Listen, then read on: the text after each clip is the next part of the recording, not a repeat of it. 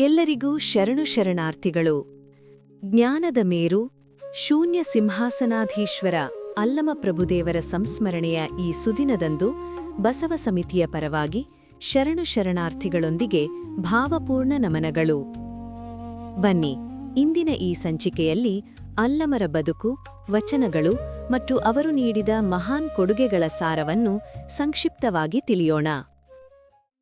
ಪ್ರಭುದೇವರ ಆರಂಭಿಕ ಬದುಕಿನ ಪುಟಗಳು ಇಂದಿಗೂ ನಿಗೂಢವಾಗಿಯೇ ಉಳಿದಿವೆ. ಅಲ್ಲಮ ಎಂಬ ಹೆಸರೇ ಒಂದು ವಿಸ್ಮಯ. ಮೂಲ ಹೆಸರಾದ ಅಲ್ಲಯ್ಯ ಎಂಬ ಪದಕ್ಕೆ ಗೌರವಾರ್ಥಕವಾದ ಅಮ್ಮ ಎಂಬ ಶಬ್ದ ಸೇರಿ ನಂತರ ಅವರ ಅಪಾರ ಜ್ಞಾನಕ್ಕೆ ಅನ್ವರ್ಥಕವಾಗಿ ಪ್ರಭುದೇವ ಹಾಗೂ ಅಲ್ಲಮ ಪ್ರಭು ಎಂಬ ಬಿರುದುಗಳು ಬಂದಿರಬಹುದು. ಶಿವಮೊಗ್ಗ ಜಿಲ್ಲೆಯ ಶಿಕಾರಿಪುರದ ಬಳ್ಳಿಗಾವಿಯ ಸನಿಹದ ಕರವೂರಿನಲ್ಲಿ ನಟುವರ ಕುಲದ ನಿರಹಂಕಾರ ಮತ್ತು ಸುಜ್ಞಾನಿ ದೇವಿ ದಂಪತಿಗಳಿಗೆ ಅಲ್ಲಮ ಪ್ರಭುಗಳ ಜನನವಾಯಿತು. ಬಾಲ್ಯದಿಂದಲೇ ಅಧ್ಯಾತ್ಮದ ಕಡೆಗೆ ವಾಲಿದ್ದ ಅವರು ಯೌವನದಲ್ಲೇ ಗುರುವನ್ನು ಹುಡುಕುತ್ತಾ ಮನತೊರೆದರು. ಬನವಾಸಿಯನ್ನು ಆಳುತ್ತಿದ್ದ ಮಮಕಾರ ಭೂಪಾಲ ಹಾಗೂ ಮೋಹಿನಿ ದೇವಿಯ ಮಗಳು ಮಾಯಾದೇವಿ. ರಾಜವೈಭವದಲ್ಲಿ ಬೆಳೆದ ಆಕೆಗೆ ತನ್ನ ಸೌಂದರ್ಯದ ಬಗ್ಗೆ ಎಲ್ಲಿಲ್ಲದ ಗರ್ವ. ದೇವತೆಗಳೇ ಮರಳಾಗುವಂತಹ ರೂಪವತಿಯಾದ ಆಕೆಗೆ ಲೌಕಿಕ ಜಗತ್ತಿನ ಸಾಮಾನ್ಯ ಪುರುಷರು ತನ್ನ ಯೋಗ್ಯತೆಗೆ ಸಾಲರು ಎಂಬ ದೃಢವಾದ ನಿಲುವಿತ್ತು. ಬನವಾಸಿಯ ಅಧಿದೇವತೆ ಮಧುಕೇಶ್ವರನನ್ನೇ ತನ್ನ ಪತಿಯೆಂದು ಮನಸ್ಸಾರೆ ನಂಬಿದ್ದಳು. ತನ್ನ ರೂಪ ಮತ್ತು ನೃತ್ಯ ಕೇವಲ ದೇವರಿಗಷ್ಟೇ ಸಮರ್ಪಿತವಾಗಬೇಕು ಎಂದು ಹಠಹಿಡಿದಿದ್ದ ಮಾಯಾದೇವಿ ದಿನವೂ ದೇವಸ್ಥಾನದಲ್ಲಿ ನರ್ತನ ಸೇವೆ ಸಲ್ಲಿಸುತ್ತಿದ್ದಳು. ಒಂದು ದಿನ ಮಾಯಾದೇವಿಯ ನೃತ್ಯಕ್ಕೆ ಪೈಪೋಟಿ ನೀಡುವಂತೆ ಅಲ್ಲಮರು ಅದ್ಭುತವಾಗಿ ಮೃದಂಗ ನುಡಿಸಿದರು. ಅವರ ಲಯಕ್ಕೆ ಹೆಜ್ಜೆ ಹಾಕಲಾಗದೆ ಅಪ್ರತಿಮ ನೃತ್ಯಗಾರ್ತಿ ಮಾಯೆಯೇ ದಣಿದು ಹೋದಳು. ಅಲ್ಲಮರ ಈ ಅಸಾಧಾರಣ ವಿದ್ವತ್ತಿಗೆ ಮನಸೋತು ಆಕೆ ಅವರನ್ನು ಅರಮನೆಗೆ ಆಹ್ವಾನಿಸಿದಳು. ಆದರೆ ಮಾಯಾದೇವಿಗೆ ಕೇವಲ ತನ್ನ ರೂಪದ ಮೇಲೆ ಮೋಹವಿದೆಯೇ ಹೊರತು ಅಧ್ಯಾತ್ಮದ ಅರಿವಿಲ್ಲ ಎಂಬುದನ್ನು ಅಲ್ಲಮರು ಅರಿತರು. ಆಗ ಅವರು ಲೌಕಿಕದ ಕಬ್ಬಿಣದಿಂದ ಜ್ಞಾನದ ಆಭರಣ ಮಾಡಲಾಗದು ಎಂದು ಮಾರ್ಮಿಕವಾಗಿ ನುಡಿದು ಆಕೆಯ ಆಹ್ವಾನವನ್ನು ನಿರಾಕರಿಸಿ ಅಲ್ಲಿಂದ ಹೊರನಡೆದರು. ಪ್ರಭುದೇವರ ಜೀವನದ ಅತ್ಯಂತ ಕುತೂಹಲಕಾರಿ ಘಟನೆಯೆಂದರೆ ಮಹಾಯೋಗಿ ಅನಿಮಿಷಯ್ಯನವರ ಭೇಟಿ. ಒಮ್ಮೆ ತೋಟವೊಂದಕ್ಕೆ ಬಂದಾಗ ಅಲ್ಲಮರಿಗೆ ಮಣ್ಣಿನ ದಿಬ್ಬವೊಂದರಿಂದ ಅತೀವ ಬೆಳಕು ಹೊಳೆಯುತ್ತಿರುವುದು ಕಂಡಿತು. ರೈತ ಭಕ್ತ ಗೊಗ್ಗಯ್ಯನವರನ್ನು ವಿಚಾರಿಸಿದಾಗ ಅಲ್ಲಿ ಯೋಗಿ ಅನಿಮಿಷಯ್ಯನವರು ಗುಪ್ತವಾಗಿ ತಪಸ್ಸು ಮಾಡುತ್ತಿರುವ ವಿಷಯ ಬಯಲಾಯಿತು. ಅಲ್ಲಿ ಕಂಡ ದೃಶ್ಯ ಮೈ ನವಿರೇಳಿಸುವಂತಿತ್ತು. ಗುಹೆಯ ಕತ್ತಲನ್ನು ಸೀಳಿ ದಿವ್ಯ ತೇಜಸ್ಸೊಂದು ಹೊರಹೊಮ್ಮುತ್ತಿತ್ತು. ಜ್ಞಾನಾಗ್ನಿಯಂತೆ ಅನಿಮಿಷ ಯೋಗಿಗಳು ಪದ್ಮಾಸನದಲ್ಲಿ ಕುಳಿತು ಬಾಹ್ಯ ಪ್ರಪಂಚವನ್ನೇ ಮರೆತು ತಮ್ಮ ಅಂಗೈಯಲ್ಲಿದ್ದ ಇಷ್ಟಲಿಂಗವನ್ನೇ ತದೇಕ ಚಿತ್ತದಿಂದ ದೃಷ್ಟಿಸುತ್ತಿದ್ದರು.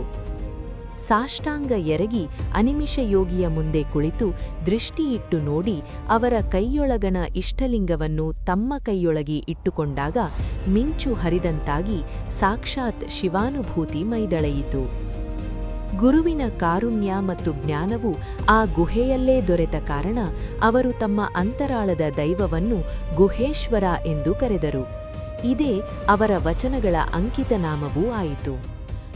ಆ ಗಳಿಗೆಯಿಂದಲೇ ಅಲ್ಲಮರ ಪಯಣ ಹಠಯೋಗದಿಂದ ಶಿವಯೋಗದತ್ತ ಅದ್ಭುತವಾಗಿ ಬದಲಾಯಿತು. ಈ ದೀಕ್ಷೆಯ ಹಿಂದೆ ಬಸವಣ್ಣನವರ ದಿವ್ಯವಾದ ಬೆಸುಗೆಯಿದೆ. ಅನಿಮಿಷ ಯೋಗಿಗಳು ಪೂಜಿಸುತ್ತಿದ್ದ ಆ ಲಿಂಗವು ಸಾಕ್ಷಾತ್ ಬಸವಣ್ಣನವರಿಂದಲೇ ಅನುಗ್ರಹಿಸಲ್ಪಟ್ಟಿದ್ದು.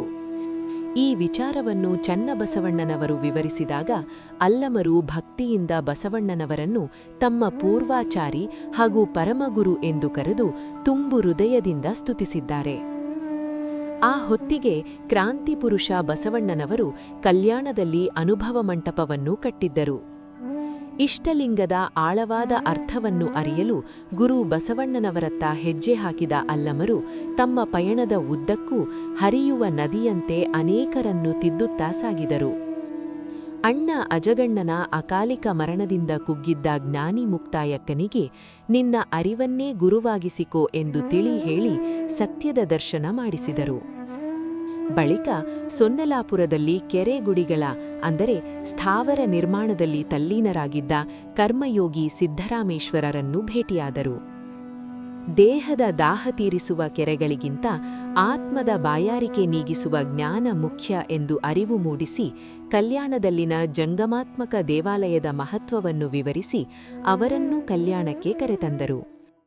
ಕಲ್ಯಾಣದಲ್ಲಿ ಶರಣ ಸಂದೋಹವು ಈ ದಾರ್ಶನಿಕರನ್ನು ಅತ್ಯಂತ ಸಂಭ್ರಮದಿಂದ ಸ್ವಾಗತಿಸಿತು. ಅಧಿಕಾರ ಮತ್ತು ಪೀಠಗಳು ಕೇವಲ ಒಂದು ನಿರ್ದಿಷ್ಟ ವರ್ಣದ ಸೊತ್ತಾಗಿದ್ದ ಆ ಕಾಲದಲ್ಲಿ ಸಾಮಾನ್ಯ ಹಿನ್ನೆಲೆಯಿಂದ ಬಂದ ಅಲ್ಲಮಪ್ರಭುಗಳ ಅಗಾಧ ಜ್ಞಾನಕ್ಕೆ ತಲೆಬಾಗಿದ ಗುರು ಬಸವಣ್ಣನವರು ಅವರನ್ನು ಪರಮೋನ್ನತ ಶೂನ್ಯಪೀಠಕ್ಕೆ ಏರಿಸುವ ಮೂಲಕ ಐತಿಹಾಸಿಕ ಸಮತಾವಾದಿ ಕ್ರಾಂತಿಗೆ ನಾಂದಿ ಹಾಡಿದರು.